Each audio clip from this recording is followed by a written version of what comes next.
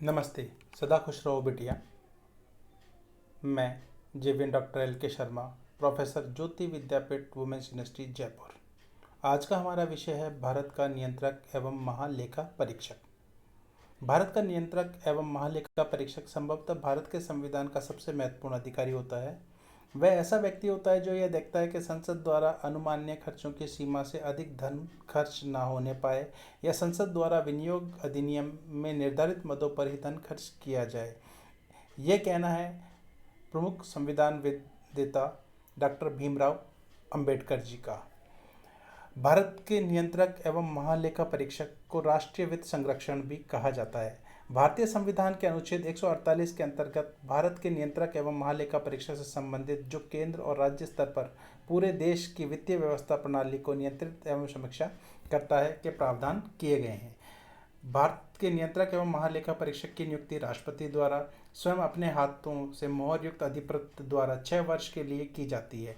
अपना पद ग्रहण करने से पहले कैग तीसरी अनुसूची में अपने प्रायोजन के लिए निर्धारित प्रपत्र के अनुसार राष्ट्रपति के समक्ष शपथ या प्रतिज्ञा लेते हैं।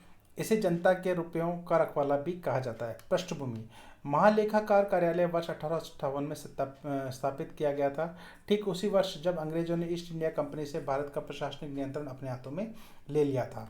वर्ष 1860 में सर एडवर्ड डरमंड को पहले ऑडिटर जनरल के रूप में नियुक्त किया गया था।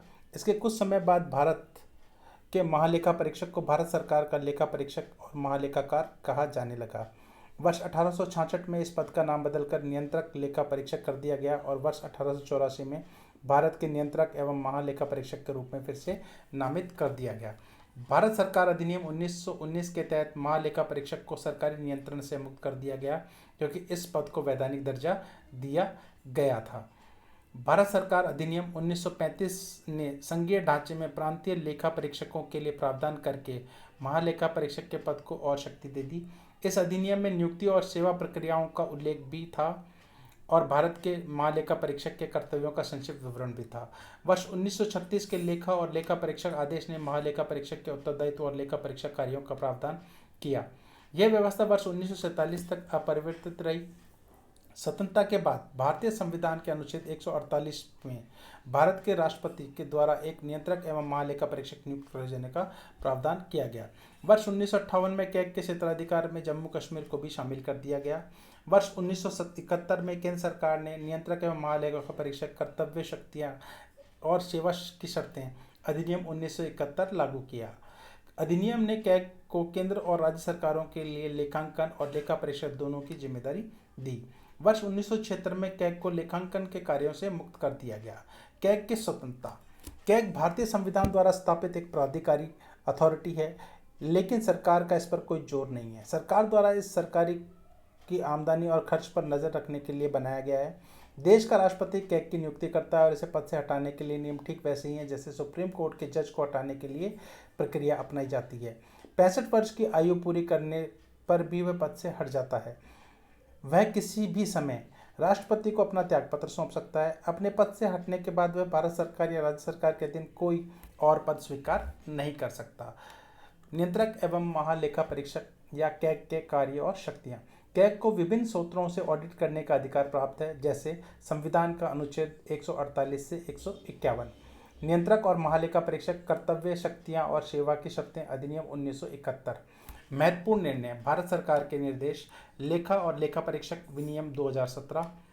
कैग भारत की संचित निधि और प्रत्येक राज्य, केंद्र शासित प्रदेश जिसकी विधानसभा हो की संचित निधि से संबंधित खातों के सभी प्रकार के खर्चों का परीक्षण करता है। भारत के आकस्मिक निधि और भारत के सार्वजनिक खाते के साथ साथ प्रत्येक राज्य के आकस्मिक निधि और सार्वजनिक खाते से होने वाले सभी खर्चों का परीक्षण करता है।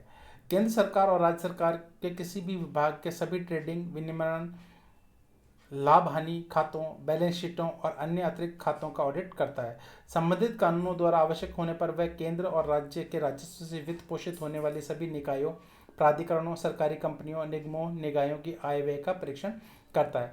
राष्ट्रपति या राज्यपाल द्वारा अनुशासित किए जाने पर किसी अन्य प्राधिकरण के खाते का ऑडिट करता है, जैसे कोई स्थानीय निकाय। केंद्र और राज्य के खातों जिस प्रारूप में रखे जाएंगे उससे संबंधित राष्ट्रपति को सलाह देता है। केंद्र के खातों से संबंधित अपनी ऑडिट रिपोर्ट राष्ट्रपति को प्रस्तुत करता है, जो संसद के दोनों सदनों के पटल पर रखी जाती है। किसी राज्य के खाते से संबंधित अपनी ऑडिट रिपोर्ट राज्यपाल को सौंपता है, जो राज्य विधानमंडल के समक्ष रखी जाती है। संसद की लोक लेखा समिति के मार्गदर्शक, मित्र और सलाहकार के रूप में भी कार्य करता है। यह संपूर्ण जानकारी भारत के नियंत्रक एवं महालेखा परीक्षक के बारे में थी। धन्यवाद।